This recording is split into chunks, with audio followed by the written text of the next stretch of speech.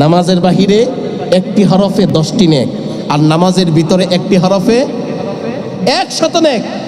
এবার আপনি হিসাব করেন, রমজান মাসে যদি নামাজের মধ্যে একটি হরফ তেলাওয়াত করেন অথবা শোনেন, তাহলে 70 গুণ বৃদ্ধি করে আল্লাহ আপনাকে সওয়াব দিবেন। কি পরিমাণ সওয়াব! একটি হরফের কারণে আপনার আমলনামায় লিপিবদ্ধ হয়ে গেছে। তাহলে আপনি 20 রাকাত সালাতুত তারাবি যদি আদায় করতেন, তাহলে আপনি অনেক অক্ষর তেলাওয়াত শুনতেন না, অনেক সওয়াবের ভাগীদার হয়ে যেতেন। এই জন্য মাহে রমাদানে শুধু সালাতুত তারাবি নয়, যত নফল নামাজ, যত নামাজ বেশি বেশি পড়তে পারেন, আল্লাহ আপনাকে তত বেশি বেশি সওয়াব আপনার আমলনামায় লিপিবদ্ধ করাইয়া দিবেন।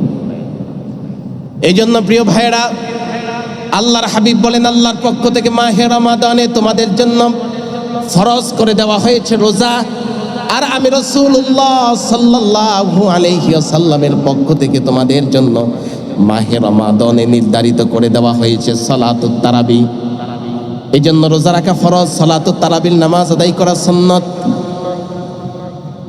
যদি সিয়াম রোজা রাখা ছেড়ে দেন, তাহলে তার জন্য অনেক বড় গুনাহ, কঠিন গুনাহ তার জন্য নির্ধারিত থাকে। আর যদি সালাতুত তারাবির নামাজ ছেড়ে দেয়, তাহলে সুন্নত মুআক্কাদা তরক করার জন্য তার আমল নামায় বড় ধরনের গুনাহ লিপিবদ্ধ হয়ে যায়। এই জন্য মাহে রমাদানে জামাতের সাথে প্রতিটি মসজিদে, প্রতিটি জায়গায় সালাতুত তারাবির ব্যবস্থা, সব জায়গাতে সালাতুত তারাবির ব্যবস্থা। আবার কোনো জায়গায় খতমে তারাবি হয়, কোনো জায়গাতে সূরা তারাবি হয়। সূরা তারাবি, খতমে তারাবি দুটোই সালাতুত তারাবি।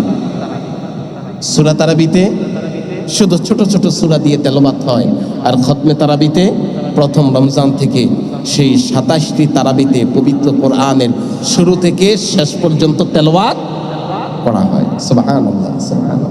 নামাজের মধ্যে একটি খতম তেলাওয়াত হয়ে যায়।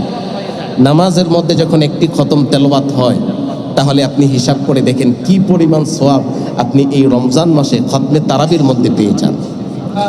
কিন্তু বড় আফসোসের বিষয় যে আমরা তো অনেকেই খতমে তারাবি পড়ি, কিন্তু আমাদের খতমে তারাবিতে মনোযোগ থাকে না, কোরআন তেলাওয়াতের প্রতি আমাদের কোনো ধ্যান ধারণা থাকে না।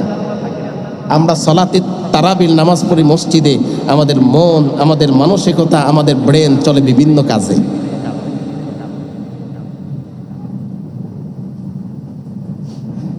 কিন্তু সালাতুত তারাবি তো, খতমে তারাবির ব্যবস্থা তো এই জন্য না, খতমে তারাবির ব্যবস্থা তো এই